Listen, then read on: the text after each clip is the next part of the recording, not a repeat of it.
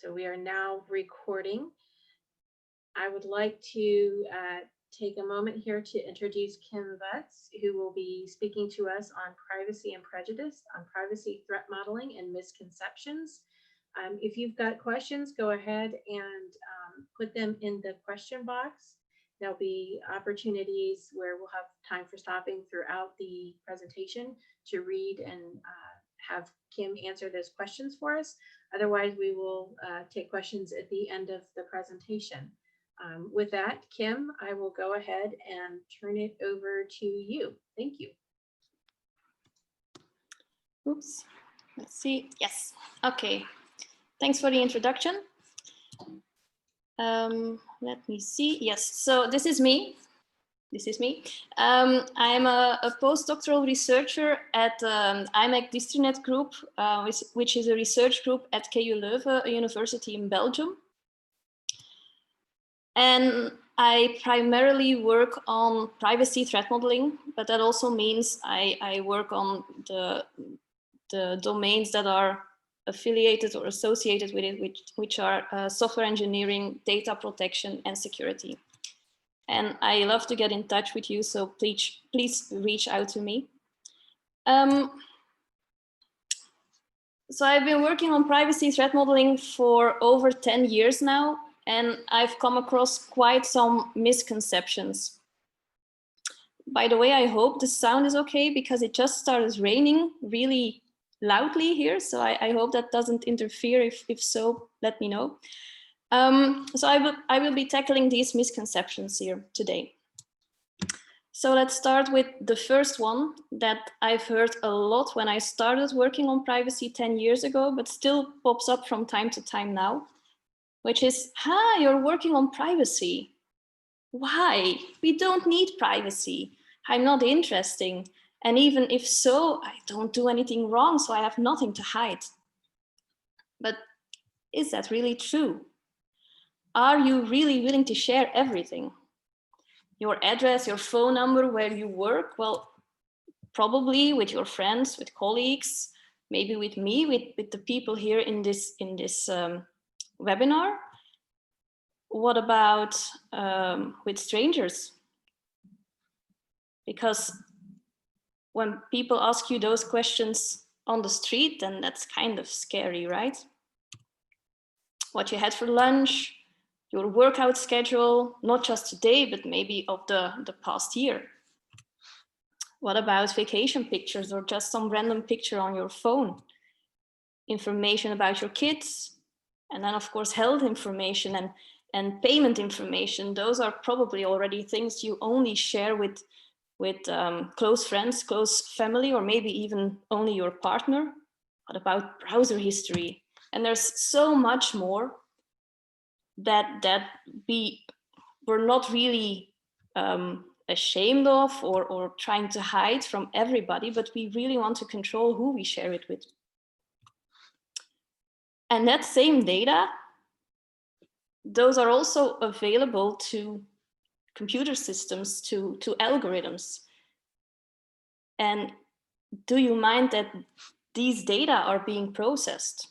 It seems somehow less privacy invasive when an algorithm is processing your data than when an individual, somebody you know, gets a hold of this information. But still, that processing of information, especially when it's an algorithm that combines all this information you see here, that can deduce so much information, that's almost like reading your thoughts. And by processing that information, you're actually being profiled. You in a group of people with similar properties, with similar behavior, or you as an individual for which a profile is being created based on your personal, let's say, browsing history or information that is somehow entered in the system. And that means that you are probably also being treated differently based on your personal information. For instance, the filter bubbles on social media makes me see different information than you based on the likes I put in the system, based on the way I scroll through it, and so on. So there's so much information out there that we should be aware of. And often they say data is the new oil or data is the new gold, but I actually like this, this comparison more. I came across it a while ago. And I think people with kids will get the similarities. Data is a new glitter. Just like glitter, people, companies are drawn to data because it's so shiny and it's basically easy to get a hold of. And once you have it, it's really impossible to get rid of. But still people, still companies keep insisting on using it without really thinking through the consequences. And that's a shame. So fortunately, we see this evolution that more and more companies are working on a more privacy-aware approach and seeing privacy sort of as a competitive advantage. And then, of course, those who don't still kind of have to, because we also see an evolution in data protection legislation really across the globe. So I take GDPR as an example, where there's data subject rights and processing principles that are really enforced by law to be integrated. Concepts like privacy by default, and the one I'm mostly focusing on here today, which is privacy by design, meaning that privacy should really be embedded in the development practice. So yes, privacy is important, and yes, it should be integrated in all systems. So what I often hear is people saying, yeah, well, in my company, we are really focusing on privacy. For instance, we have encrypted our communication and we have access control. So we're really privacy minded. And of course, that's great. That are great measures, but that's basically still security. Privacy is much more. There's a lot of definitions on privacy out there. I thought I'd just share the working definition I use, which is obtaining privacy means that you want to control the consequences of sharing personal information in a certain context. So that means you want to limit the data and also minimize the processing of these data. And in addition, you really want to have transparency to the individuals, to the data subjects, and a means to intervene in these processing operations. So what does that mean? A bit more specifically, if you think of privacy properties, or in this case here, I'm talking about privacy threat categories. What are the things you want to avoid for privacy? So I will go over these 7 categories, which together form the acronym LINDEN. I will talk a bit more about LINDEN in the last part of the presentation. So these are 7 threat categories. I try to keep it a bit high level and not go into too much technical details. So I thought I explain these concepts by using some animal pictures. So what is identifiability? Identifiability means that you know the natural person the data belongs to. You can tie the data together with that identity. That does not just mean that you have the full name and address, the DNA, the social security number. It really just means that you have a unique combination of attributes that is sufficient to identify that person. So in this picture, if I talk about the yellow duck, you all know which one I'm talking about, because yellow is already unique and specific enough to identify this duck. So identifiability is also related to linkability, which is another privacy threat category. Because I mentioned before, it's about that combination of attributes. So there are a lot of attributes, properties about data that on their own do not reveal any identity. For instance, knowing that the data item is about a woman, that's basically half the world's population. Knowing that the data item is about somebody from Belgium, well, that's the entire Belgian population. Knowing that the data item is about somebody who is attending AppSec Israel, I have no idea, but that's still a lot of people. So it's not that you can really pinpoint that one individual, but combining these three attributes, I'm not saying that I am the only one, but still chances are already quite high that that person is me. So by being able to link together properties, data items, data records, the anonymity set reduces and the chances of identifiability increase. Then there's non-repudiation, which is especially for security people an interesting one, because from a security perspective, non-repudiation is a property, a requirement often. From a privacy perspective, this can be something you want to avoid. In certain cases, like online voting, you want to have plausible deniability. You don't want anybody to be able to prove who you voted for. Then there's detectability, which means that without having access to the actual data, you know it exists. So in this picture, you see a leaf, you see something behind the leaf. You don't see what it is, but we're pretty sure it's a snail.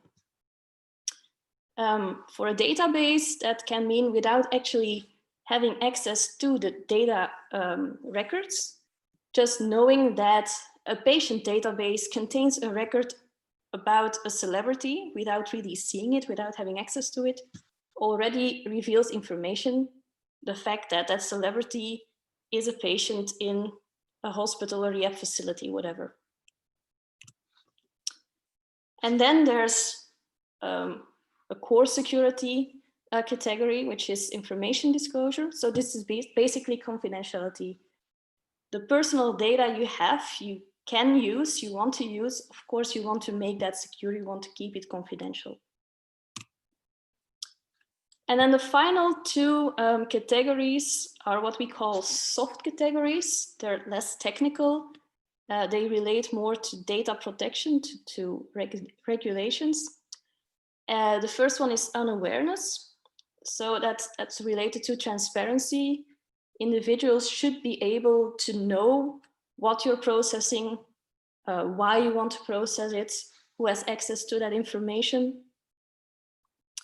And this is also related to intervenability, so rights of the data subject to object to the processing, to control access, and so on. And then non-compliance is more general about processing principles, minimization, compatibility checks, and so on. Okay, so that was really a high-level overview of what privacy is and some categories or concepts. Of course, there's different taxonomies as well. The two top ones are probably also the ones who are most known, which is unlinkability, intervenability, and transparency as kind of the privacy counterpart of CIA. This was introduced by Marit Hanse and colleagues, and that's kind of the European approach. And then you have the same principles, but with different terms: predictability, manageability, and disassociability, which are the terms that NIST uses. And of course, you also have more taxonomies. So I thought I'd share an overview for those interested to learn more. Let's move on to the next. Yeah, well, I work in security and I don't like privacy. It conflicts with security.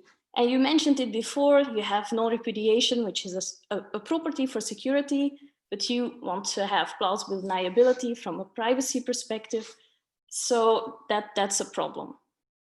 Well, that non-repudiation issue is actually not an issue, because until now, I haven't come across a system that requires both at the same time for the same feature or data item.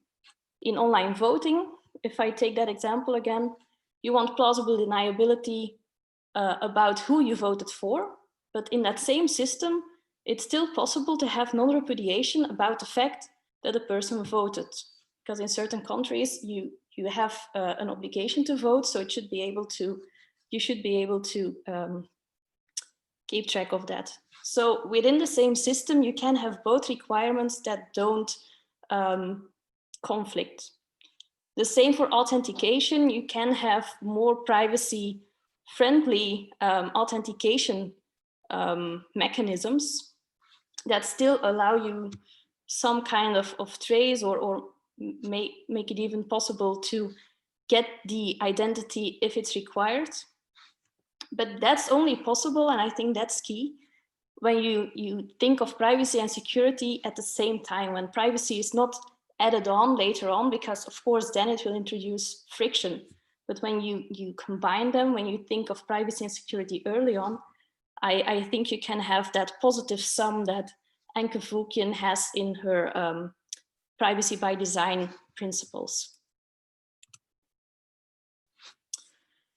So what we saw a lot when GDPR was being enforced was, yeah, there's this data protection regulation, but we make some quick fixes and we're really doing great. Privacy is done.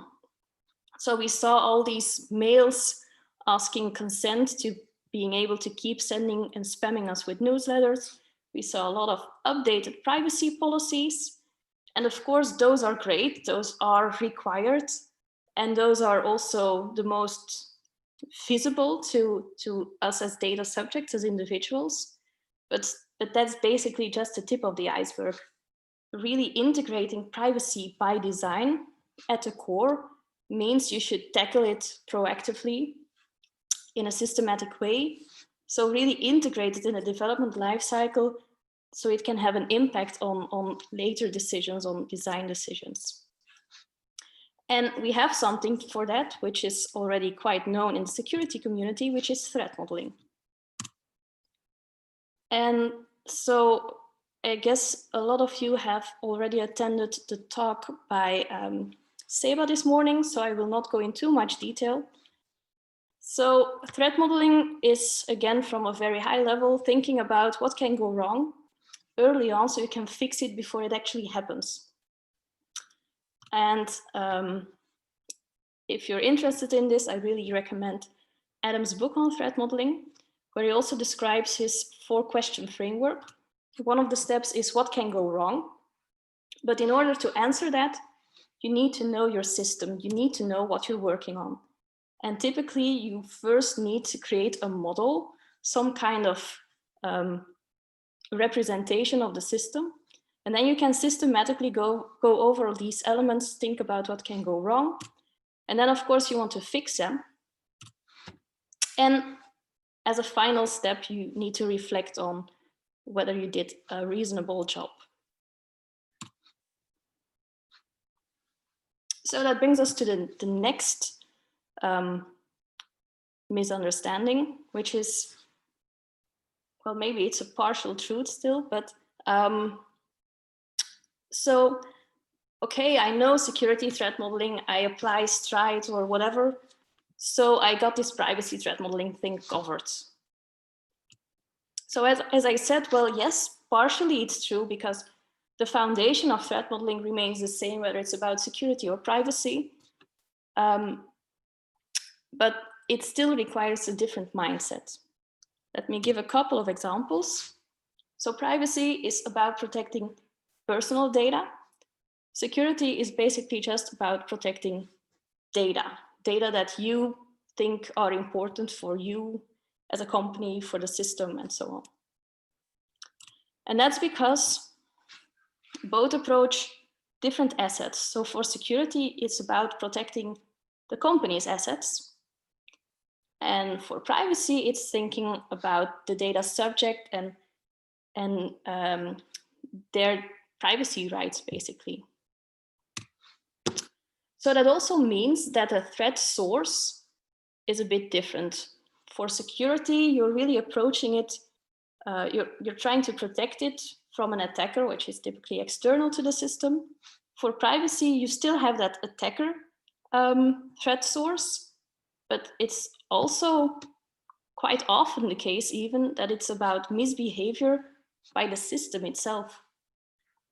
So something that the system is doing, collecting, processing, that kind of violates the data subject's privacy. So you can use the same technique for threat modeling, but you need to keep this in mind.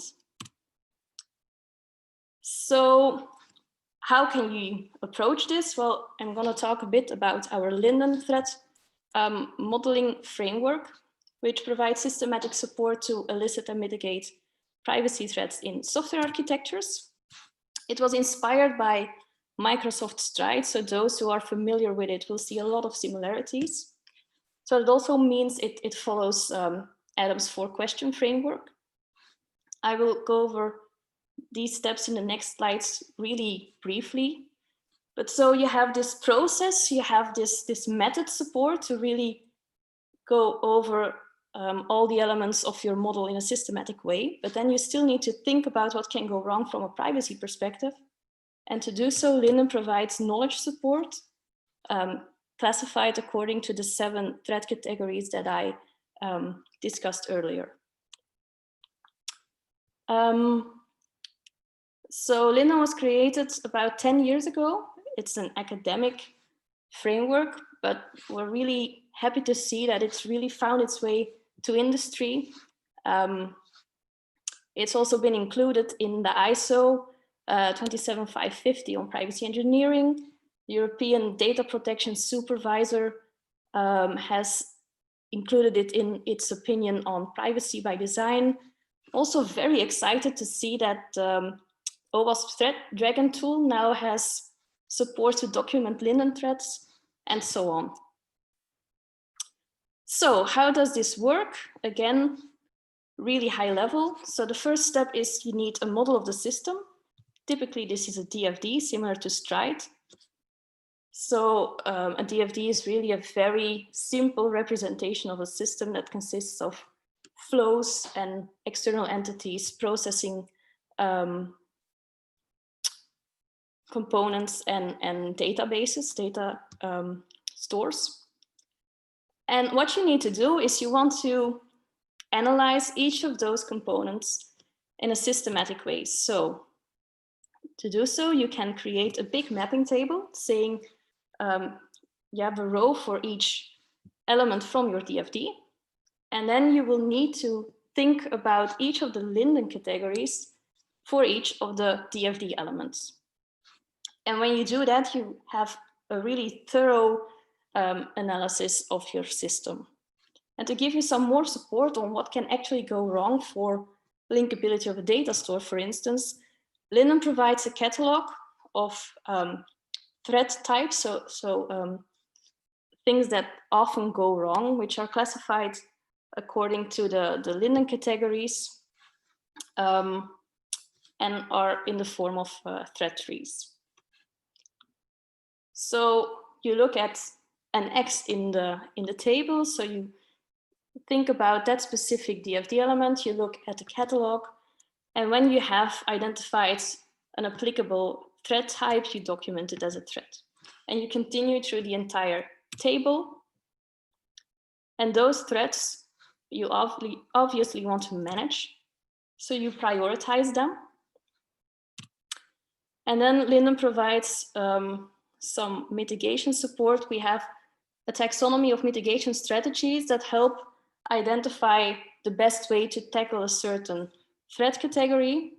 And those strategies are used to classify a list of privacy enhancing technologies.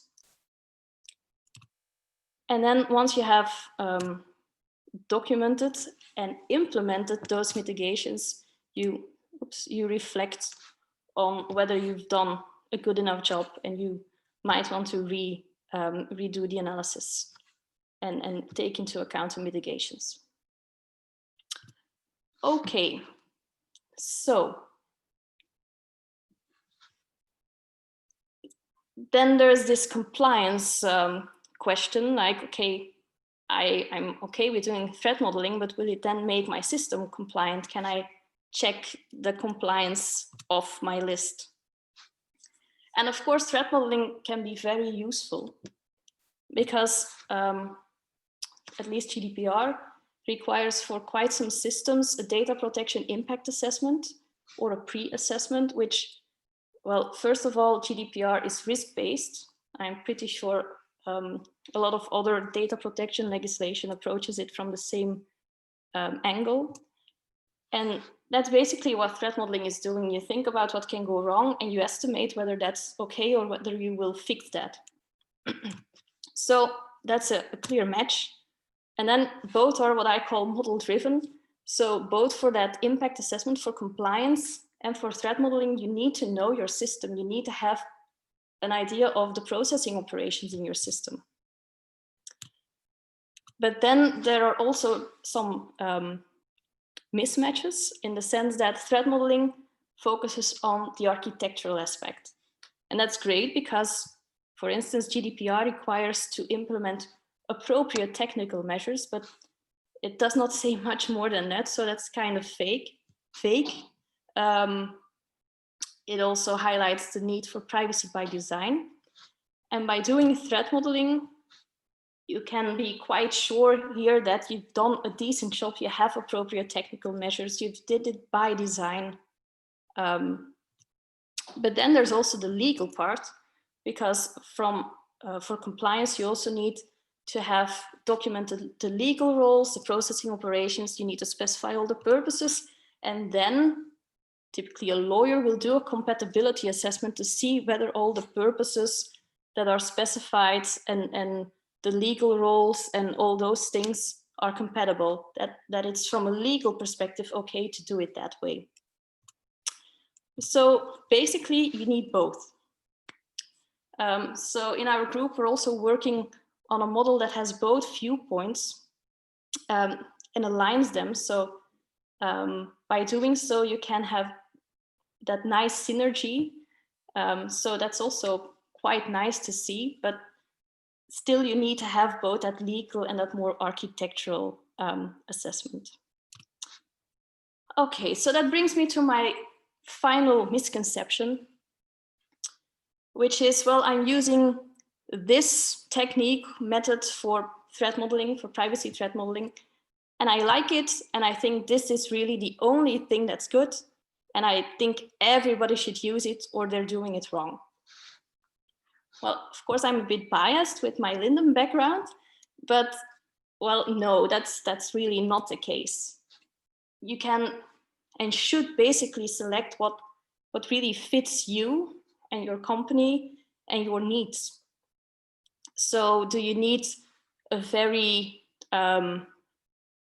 light approach? Should it be very extensive and document each step? Do you really need a lot of traceability of the process, or are you actually looking for just some quick playing around with threat modeling? So all of that is important when you select the method of your choice. What I think is key, however, is that depending on the level of expertise, you still need to start with or look around for methods that support you, because, well, those techniques, those methods are the well-known, the tested ones will give you some support and will increase your expertise so that in the future you can find your own way. So just to zoom in on Linden, there are already 3 different approaches, different techniques to apply them. So what I mentioned before, the table and the thread trees, that's what I call the full Linden. And that provides a high degree of thoroughness through the table and traceability, but it also comes at a cost, because really going through all these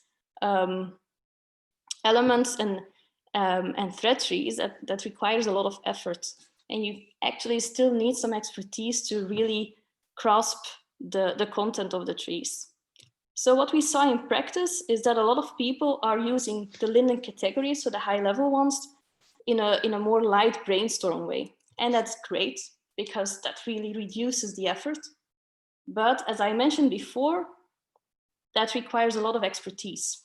So the thoroughness and the traceability and all those properties really just depend on how experienced you are in these kinds of, well, both in threat modeling and in privacy. So earlier this year, we launched the lightweight approach to Linden, which is Linden Go. And it's this deck of cards, which was inspired by the Elevation of Privilege game by Adam Shostak. And it's basically, well, a toolkit, a set of cards that provides guidance, that provides a lot of information to help you quickly scope and decide on applicable threats, privacy threats in the system. So it really lowers the threshold, it reduces the required expertise, and also reduces the effort while still keeping a sufficient level of thoroughness and traceability. And while we created that, we also included some category cards, which contain a bit more information about each of the Linden categories, which we think can also be useful for those who want to stick to that brainstorming type of exercise. All right, so if you're interested to learn more about Linden or Linden Go, everything is freely available on the website. I thought I'd highlight some resources. If you're starting with threat modeling or with privacy, I think these are interesting reads. And I hope I convinced you that privacy is important, that we don't need just quick fixes for privacy, but that we really need to integrate it by design early on in the development practices, and that privacy threat modeling is a great way to do that. All right, thank you for your attention. Let me know if there are any questions. So we've got about maybe about 8 minutes for questions. If there are any questions, please raise your hand or type them in the question box and I can unmute you.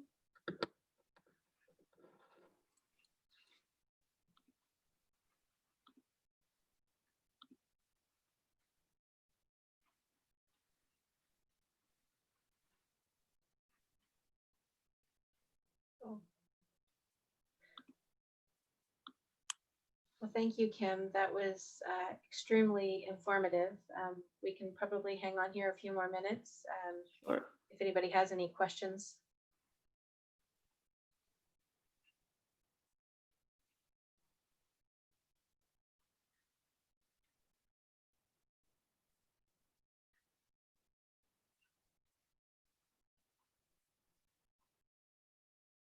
Well, of course, if any questions pop up, happy to talk offline on Twitter or LinkedIn or whatever. Awesome. Thank you, Kim. I appreciate it. With that, we will end the presentation and I will stop recording. Okay. And Cher, I can turn it back over to you. Thank you, Kim. Bye.